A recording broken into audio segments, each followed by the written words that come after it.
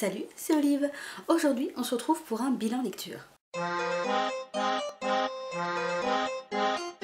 Ça y est, c'est arrivé, les premières lectures de mon challenge Descendre la palle sont terminées, donc je peux enfin vous en parler.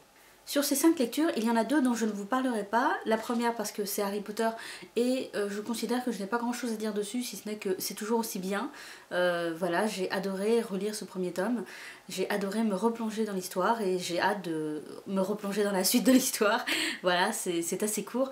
Et le deuxième livre, il s'agit d'une Braise sous la cendre. C'est une lecture commune avec Alexandra, donc je pense qu'il y aura très certainement une vidéo que nous ferons toutes les deux. C'est pour ça que je n'en parle pas dans cette vidéo-là. Ça aurait pu donc être un bilan de seulement 3 lectures, mais il y a 3 autres lectures qui se sont greffées à ce bilan. Du coup, j'ai 6 livres à vous présenter quand même. On commence avec mon dernier emprunt en bibliothèque, il s'agit de Callboy d'Ishida Hira, aux éditions Philippe Piquier. C'est le premier roman japonais de l'année, donc c'est à retenir. Si vous ne comprenez pas de quoi je parle, je pense qu'il est temps de revoir la vidéo sur les bonnes résolutions 2017. Mais bon voilà, c'est le premier pas vers les bonnes résolutions, donc je suis heureuse. Dans ce livre, on rencontre le personnage de Ryo, qui a 20 ans, et qui est un jeune un peu désabusé par la vie. Il fait des études, mais il n'est pas particulièrement attentif, ni particulièrement présent au cours. Il a un petit boulot de barman, mais il n'est pas particulièrement doué, ni particulièrement passionné par ce boulot. Il a des amis, il a déjà eu des conquêtes féminines, mais il est un peu désabusé par tout ça, il ne trouve pas sa place dans ce monde, ni dans son entourage. Et voilà qu'un jour, Ryo rencontre une femme plus âgée que lui qui lui propose un marché. Elle lui dit qu'elle est habituée aux jeunes hommes, qu'elle est habituée à les noter, sexuellement parlant, et elle est prête à le payer et avoir une relation sexuelle avec lui pour savoir à quel niveau il se situe. Ryo est évidemment d'abord désabusé par tout ça, puis finalement il est curieux de savoir quelle note il pourrait obtenir avec ses performances sexuelles et il va accepter ce marché. Et contre toute attente, ce rendez-vous va aboutir sur quelque chose de totalement inattendu pour Ryo. Ryo va devenir, comme le titre le présage, un callboy. Il va donc rencontrer avec ce nouveau métier de nombreuses femmes, il va rencontrer de nombreuses personnalités et finalement il va aimer ce métier. Il va aimer ce métier parce qu'il rencontre des personnes intéressantes, parce que ça le fait sortir de sa routine et parce que pour la première fois de sa vie, il a l'impression d'être fait pour quelque chose. Je n'en dis pas plus parce que j'ai déjà l'impression d'en avoir dit beaucoup trop, mais pour résumer, c'est un très bon livre. C'est écrit dans un style très léger, très lent, très doux. Il y a beaucoup de phrases qui m'ont marqué parce qu'il y a une vraie poésie, une vraie philosophie derrière. C'est une histoire qui prend son temps. Le personnage de Ryo, le personnage principal, est désabusé et il a tendance à voir le monde de manière un peu lente, un peu opaque. Pour mieux m'exprimer, j'ai parfois eu l'impression au début du livre que Ryo voyait le monde à travers une vitre en verre et c'est ce que j'ai ressenti tout au long de ma lecture. Il y a une vraie musicalité, une vraie poésie dans le style de l'auteur. L'histoire se suit, l'histoire se lit très bien. J'ai aimé découvrir tous ces différents portraits de femmes, j'ai aimé découvrir le Ryo qui se réveille avec ce métier, et j'ai aimé découvrir ce métier de callboy, puisque c'est vrai que quand on parle du Japon, on parle de sa culture manga, on parle de son histoire, mais on parle aussi de sa société actuelle, et c'est vrai que le métier de callboy est très souvent repris dans les reportages, notamment sur la sexualité au Japon, mais j'en savais pas plus. J'ai vraiment découvert ce métier un peu plus concrètement, et ça a été plutôt intéressant. Mais comme j'ai déjà dit, c'est un livre qui prend son temps, donc il faut s'armer de patience parce que c'est vrai que au bout des 100 premières pages, on peut se dire que bon, c'est un peu lent à la détente, mais moi j'ai aimé, c'est une ambiance posée qui m'a beaucoup plu, donc je ne peux que le vous conseiller. Et on commence à s'attaquer au livre de la palle du challenge avec un premier coup de cœur, il s'agit de Là où tu iras j'irai de Marie Vareille aux éditions Mazarine. Celui-là, vous le savez, je l'attendais beaucoup, avec grande impatience. Dès qu'il est sorti, il a fallu que je me le procure. J'étais très heureuse de le lire. Je l'ai lu en une nuit. Et vraiment, je l'ai dévoré du début à la fin. C'était hilarant au possible. Et j'ai beaucoup aimé cette lecture. C'était vraiment... j'étais sur un petit nuage pendant toute ma lecture. C'était génial. On rencontre ici le personnage d'Isabelle qui a 32 ans, qui est une actrice un peu ratée. Elle a eu un grand rôle quand elle était adolescente et depuis, il n'y a plus rien quoi. Elle a des petits rôles dans des courts-métrages d'étudiants, elle fait quelques pubs, mais franchement le succès ne frappe pas à sa porte. Elle a beau courir après lui, non, il n'y a vraiment rien qui vient. Et du coup, pour l'instant, elle travaille au McDo. Parce qu'il faut bien vivre. Elle vit avec son copain depuis plusieurs années. Elle essaye de vivre tant bien que mal, Et finalement, un rôle lui est proposé, mais c'est pas forcément le rôle qu'elle attendait. Il se trouve que, par le biais du hasard, elle rencontre la fille d'un réalisateur, un réalisateur qu'elle a rencontré il y a plusieurs années de ça, et cette fille justement a un plan assez tordu. Il se trouve que son père réalisateur va bientôt se remarier, et l'adolescente ne supporte pas sa future belle-mère. Elle n'a qu'un plan en tête, faire capoter cette relation qui pour elle n'a rien de naturel, et pour ça elle a besoin d'Isabelle. Les vacances d'été approchent et Isabelle va devoir se faire passer pour une nanny anglaise auprès du réalisateur, auprès de la grand-mère également de l'adolescente, et elle a 2 semaines pour jouer la nounou anglaise, surveiller les enfants et en parallèle draguer le réalisateur. Tout cela sous le beau ciel de l'Italie, bien évidemment. J'ai adoré cette lecture. J'ai ri du début à la fin, c'est drôle, mais c'est drôle à n'en plus finir. La moindre phrase, le moins petit événement nous fait éclater de rire.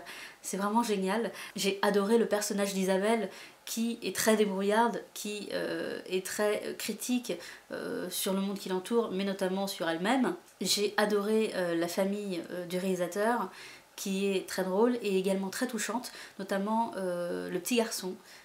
Puisque le réalisateur a 3 enfants, il a 2 filles et un petit garçon.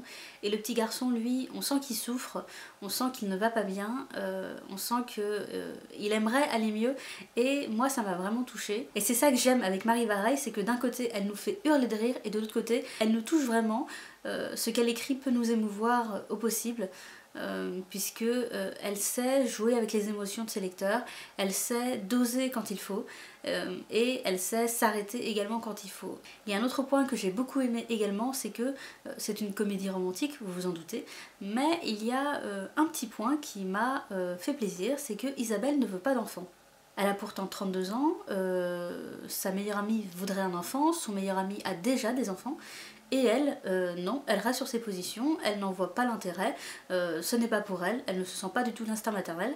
Et j'avais très peur qu'à la fin, il y ait un retournement de situation du genre un accident que finalement elle va accepter, ou Isabelle qui va changer d'avis par amour, mais finalement non, pas du tout. Je ne vous gâche rien, hein, je ne vous révèle rien, mais il se trouve qu'elle reste sur ses positions du début à la fin, sans pour autant être un personnage hargneux, sans pour autant être un personnage caricatural, et ça j'ai beaucoup apprécié parce que c'est vrai que dans les comédies romantiques, très souvent, quand on parle de ne pas avoir d'enfant, généralement c'est plutôt mal vu par les autres personnages. C'est vrai qu'il y a des retournements de situation qui peuvent un peu faire grincer des dents. Et j'ai rarement lu des livres où les personnages restent sur leur position en expliquant leur point de vue et en étant fidèles à eux-mêmes du début jusqu'à la fin. Donc oui, ce livre c'est un vrai coup de cœur, donc je ne peux que vous le conseiller. Si vous avez envie d'être ému, de rire aux larmes, si vous avez envie d'une bonne lecture qui vous redonne la pêche, Là où tu iras j'irai est fait pour vous. Et après le coup de cœur, il y a la déception. Je vous présente Je t'ai rêvé de Francesca Zappia aux éditions Robert Laffont, collection R. Ce livre-là, il m'intéressait beaucoup pour son thème principal qui était la schizophrénie. On nous promettait du mystère, on nous promettait des énigmes, on nous promettait plein de choses dans le résumé. Et finalement, ça l'a pas fait. Je suis désolée, je me souviens plus du tout du prénom de l'héroïne et j'arrive pas à le retrouver dans les pages. Du coup, je crois que c'est Alex, mais je suis vraiment pas sûre. Toujours est-il que cette héroïne, l'histoire commence quand elle est toute jeune. Elle est dans un supermarché et elle rencontre un petit garçon qui l'aide à sauver des homards au rayon poissonnerie. Donc, elle et le petit garçon apprennent à se connaître, se font des plaisanteries, ils sauvent un homard, ils arrivent à sortir un homard du bocal et voilà que la mère de l'héroïne arrive, voilà, en courant, et prend l'héroïne et l'éloigne du rayon des homards parce que c'est dangereux, parce que voilà. Finalement, dès le chapitre suivant, on apprend que l'héroïne est schizophrène et que son quotidien est bercé d'hallucinations. Du coup, on ne sait jamais ce qui est vrai, ce qui est faux dans ce qu'elle voit, dans ce qu'elle nous décrit, et surtout, on ne sait pas si cet épisode des homards est vrai, si ça s'est vraiment passé, si elle a réellement rencontré ce petit garçon, ou si c'était quelque chose de totalement inventé par son esprit malade. Et c'était ça le speech du roman, c'était de savoir si elle avait rencontré ce garçon, si elle l'avait rêvé, comme on dit, ou s'il y a autre chose. Et dans le speech, il est question d'un autre jeune homme qu'elle rencontre quand elle est au lycée, qui lui fait penser justement à ce petit garçon, et qui la fait douter. Du coup, je m'attendais à des tonnes de rebondissements par rapport à ce souvenir, par rapport à ce nouveau jeune homme. Je m'attendais à des énigmes, je m'attendais à du mystère, et finalement, bah rien. Rien du tout, parce que dès la rencontre avec le jeune homme, il n'y a pas de doute possible. Je ne sais pas si je suis perspicace à un point tel que je n'ai plus de surprise avec les livres, mais je ne pense pas, mais il n'y a pas de doute possible, pas du tout. Quand l'héroïne rencontre le petit garçon, quand elle est toute petite, le petit garçon est déjà assez étrange, il parle latin par exemple, enfin il a des gestes, il a des phrases qui restent assez importantes dans ses souvenirs, et il les répète quand il est plus âgé, ce qui veut dire que effectivement il y a toujours un petit doute possible, mais il suffirait tout simplement de lui poser la question, est-ce qu'une histoire avec des homards te dit quelque chose? C'est pour ça que j'ai été assez déçue par cette histoire, parce que dès le départ en fait la réponse est donnée. Alors je suis désolée si vous avez l'impression que je vous spoil, mais c'est vraiment dans les premiers chapitres. Il n'y a vraiment pas du tout de doute, pas du tout d'énigme, pas du tout de mystère. Et j'ai été assez désappointée sur ce point-là. Et je pense que j'ai pas été la seule, je pense que l'auteur aussi s'est retrouvé un peu coincé, puisque elle a rajouté une bonne centaine de pages autour d'une énigme sur le proviseur du lycée qui est assez fou apparemment. Et franchement, ça n'a aucun intérêt, ça n'apporte rien à l'histoire, ça rajoute plus de pages et plus d'incompréhension au possible. Et franchement, ce livre, il fait près de 430 pages, je pense qu'on aurait vraiment pu en enlever la moitié. Parce que ça traîne en longueur, parce que ça rajoute des énigmes là où il n'en faut pas, parce que le mystère est révélé dès le début. Et c'est tout ça qui ont fait que ma lecture était vraiment désagréable. Parce que oui, on m'a vendu quelque chose et ça n'avait rien à voir en fait. Le mystère sur le petit garçon est révélé très rapidement. Et en fait, ce qui pourrait être intéressant, toute l'énigme sur le proviseur, ça amenait un peu comme un cheveu sur la soupe. Et c'est désappointant. Après, sur le point de vue de la maladie de Alex, j'ai pas grand chose à dire. Parce qu'elle, elle souffre surtout d'hallucinations visuelles. Et je dois dire que j'ai rapidement compris le truc. Parce qu'en fait, je veux pas non plus vous spoiler, mais il y a un jeu de couleurs. Et quand on a compris ce jeu de couleurs, on sait ce qui est vrai, on sait ce qui ne l'est pas. Ayant deviné assez rapidement ce petit jeu, j'ai pas été trop désappointée comme auraient pu l'être certains lecteurs. J'ai rapidement fait la différence entre ce qui était vrai et ce qui ne l'était pas. Et c'est vrai que par rapport à toute l'énigme sur le proviseur ou à la romance qu'il y a, c'est vrai que la maladie est un peu oubliée et c'est un peu dommage. Du coup, ce livre, je ne peux pas vous le conseiller, je vous conseille d'aller voir des avis positifs ailleurs pour vous faire votre propre idée, mais c'est vrai que pour moi ça a été une déception. Un autre livre qui m'a désappointé, il s'agit de Caraval de Stéphanie Gerber aux éditions Bayard. Ce livre, je l'attendais, je le voulais ce livre, je l'ai demandé, et je l'ai enfin eu et j'ai voulu me jeter dessus très vite parce qu'il n'y avait que des avis positifs dessus. Déjà la couverture est magnifique, ensuite il n'y avait que des belles photos sur Instagram et tout le monde disait c'est génial, il faut le lire, foncez. Et je l'ai lu et je sais pas parce que tout devrait me plaire dans ce livre. L'histoire est bien, l'univers est sympa, le style est là, il y a vraiment un style, il y a un jeu de couleurs, un jeu d'odeurs, un jeu de sensations. Et pourtant, j'ai pas accroché, quoi. Je suis pas rentrée dedans, j'ai pas compris. Je vous avais déjà résumé brièvement l'histoire dans une précédente vidéo, mais pour vous rappeler un peu le contexte, il s'agit de deux sœurs, Scarlett et Donatella, qui vivent recluses dans une île, prisonnières de leur père qui est violent. Mais Scarlett écrit depuis des années au maître de Caraval, une sorte de magicien qui, tous les ans, organise une fête magique, une fête enchantée sur une île à chaque fois différente. Et voilà qu'un jour, alors que Scarlett est sur le point de se marier, elle reçoit enfin une réponse et elle est invitée au prochain Caraval. Donc à partir de là, il y a toute une aventure qui s'enchaîne, il y a Donatella qui disparaît notamment, et Scarlett va devoir jouer au jeu de Caraval pour retrouver sa sœur, mais je sais pas, je n'ai pas réussi à rentrer dedans, pourtant il y avait tous les éléments qui étaient là pour me plaire, et je suis pas rentrée. Je sais pas si c'est parce que j'attendais trop de ce livre, je sais pas si c'est parce que il y a quelque chose dans l'histoire ou avec les personnages qui m'a heurtée, franchement j'en sais rien. Et je suis assez désappointée par cette lecture parce que je l'ai lu, c'était pas un plaisir de lecture, mais je l'ai lu bon, parce que j'étais curieuse de savoir comment ça allait se finir. Mais je sais pas, Ça l'a pas fait, on n'a pas été en phase avec ce livre, du coup je suis assez déçue, pas par le livre en lui-même, mais par ma lecture en fait, parce que ça ne l'a pas fait malheureusement. Donc je vous conseille quand même Caraval parce que c'est une histoire très intéressante, c'est superbement écrit et l'univers est bien construit, l'univers est là. Je regrette un peu qu'il n'y ait pas eu autant de magie que j'espérais dans Caraval, mais c'est quand même très intéressant. Mais bon, moi malheureusement je suis pas rentrée dedans, donc bon, je peux pas vous le conseiller, je peux pas non plus vous le déconseiller, voilà. Faites-vous votre propre avis, c'est le dernier conseil que je peux vous donner.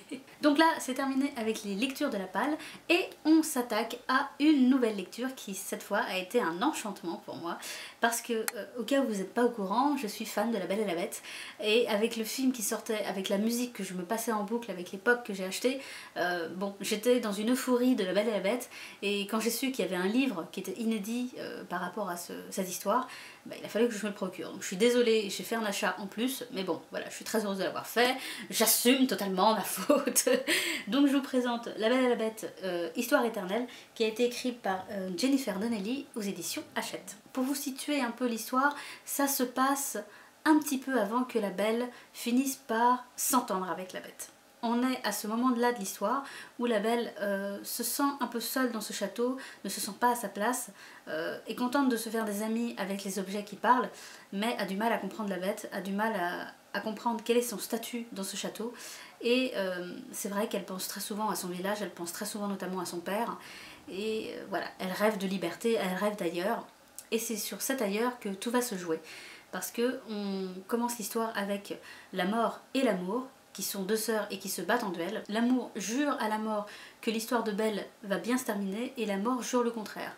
Et la mort va donc tricher pour gagner son pari avec un livre magique, un livre que Belle va finir par trouver, qui s'appelle Nevermore, et où elle va finir par rentrer. Je ne vous en dis pas plus, mais vous vous doutez qu'il y a une histoire, il y a de l'enchantement dans ce livre. C'est très bien écrit, ça se lit très rapidement, c'est un petit livre, hein, comme vous pouvez le voir. Et pour tous ceux qui sont fans de La Belle et la Bête, c'est juste un bonheur parce que c'est de l'histoire en plus, c'est des petits moments volés à l'histoire d'origine. Et c'est génial parce qu'on en apprend un peu plus sur la Bête, on en apprend un peu plus sur Belle, qui pour le coup est une jeune femme très indépendante, très volontaire, et j'ai aimé me plonger dans cette histoire inédite, j'ai aimé me replonger dans cette histoire que j'aime tant, et c'était un petit bonheur, j'étais sur mon petit nuage quand je l'ai lu, et ça pour le coup je ne peux que vous le conseiller parce que pour tous ceux qui aiment le film d'origine, c'est un cadeau en plus, pour tous ceux qui ne l'ont pas vu ou qui ne le connaissent pas, c'est une porte d'entrée pour justement découvrir cette histoire, et voilà, c'est tout bénef. On termine ce bilan lecture avec quelques pas de plus d'Agnès Marot aux éditions Scrinéo. Donc je remercie beaucoup les éditions Scrinéo pour me l'avoir envoyé, et je suis mitigée sur cette lecture. J'ai aimé, j'ai vraiment aimé. J'ai aimé retrouver la plume d'Agnès Marot que j'avais découverte précédemment dans Irréel. J'ai aimé l'histoire de ce livre. Ça raconte l'histoire de deux sœurs qui sont d'origine amérindienne mais qui sont françaises et qui sont pourchassées par le coyote, une espèce d'entité démoniaque qui leur veulent du mal et qui va les obliger à parcourir les États-Unis pour essayer de lui échapper et pour essayer de retrouver une sorte de rituel magique. Je n'en dis pas plus parce que je trouve que ce serait vous gâcher la surprise. Moi je savais pas du tout de quoi ça parlait à la base. Mais j'ai aimé ça, j'ai aimé l'histoire, j'ai aimé l'atmosphère, j'ai aimé la plume d'Agnès Marot, je me répète encore. Mais par contre, bah là c'est comme Caraval, je suis pas totalement rentrée dedans. Je sais pas pourquoi. Pourtant il y avait plein de choses qui me plaisaient, il y avait la relation des deux sœurs qui est très forte, qui est très poignante, il y avait l'histoire qui est très intéressante, on sent qu'Agnès Marot a fait des recherches, il y a aussi le voyage qui nous est proposé, et ça c'était très intéressant, c'était très, très beau à imaginer aussi lors de la lecture, mais je suis pas totalement rentrée dedans, je sais pas si c'est parce que ça parle de la culture amérindienne et que je n'y connais pas grand chose, ou si je préfère Agnès Marot dans le genre de la science-fiction, je ne sais pas. Mais en tout cas c'est un livre que je vous conseille très fortement parce qu'il est très bien écrit, parce qu'il est très touchant, parce qu'il est drôle, parce que c'est une belle aventure. Mais bon, je reste un peu sur ma faim. Voilà, bah, ça peut pas marcher à tous les coups, c'est pas grave. Voilà, ce bilan lecture est terminé, mais avant ça, il faut qu'on règle la question de la book jar. Alors comme vous l'avez vu, j'ai lu tous les livres, Donc je me suis fait un petit cadeau. Le livre que j'ai pu m'acheter est donc Dans un silence d'Abby Glins aux éditions Hugo Roman dans la collection New Way. J'en ai entendu parler sur Instagram en fait, puisqu'il y a beaucoup de bookstagrammeuses, je crois que c'est comme ça qu'on dit, qui l'ont reçu et qui étaient plutôt enchantées par cette lecture. Et c'est vrai que le speech me plaisait bien. Je vous mettrai le lien de la fiche du livre addict si jamais ça vous intéresse. Mais du coup, pour la book jar, je ne tirerai pas 5 titres, mais 4. Puisque le premier titre, c'est celui-là, parce que j'ai très envie de me lancer dedans très rapidement. Du coup, voilà. Donc vous voyez l'achat, vous voyez les book jars, on va pouvoir tirer les livres. C'est chaud. Ah. Ah. Oh oui, là on va s'amuser. Ok. Les livres que j'ai tirés au sort sont là et ça promet de belles lectures. On a Neverwhere de Neil Gaiman aux éditions J'ai lu, La maîtresse de guerre de Gabriel Katz aux éditions Scrinéo. Un gros pavé que j'avais commencé et que je n'ai pas eu l'occasion de terminer. Il s'agit d'Anna Karénine de Tolstoï aux éditions Livre de poche. Un autre classique avec Les Hauts de Hurlevent d'Émilie Brontë aux éditions Le Livre de poche toujours. Voilà, ce bilan de lecture est terminé, j'espère qu'il vous a plu. Je vous dis rendez-vous pour la suite de ce bilan de lecture avec la vidéo spéciale Une braise sous la cendre. En attendant, j'espère que vous faites de bonnes lectures et je vous dis à très bientôt pour une prochaine vidéo. Salut!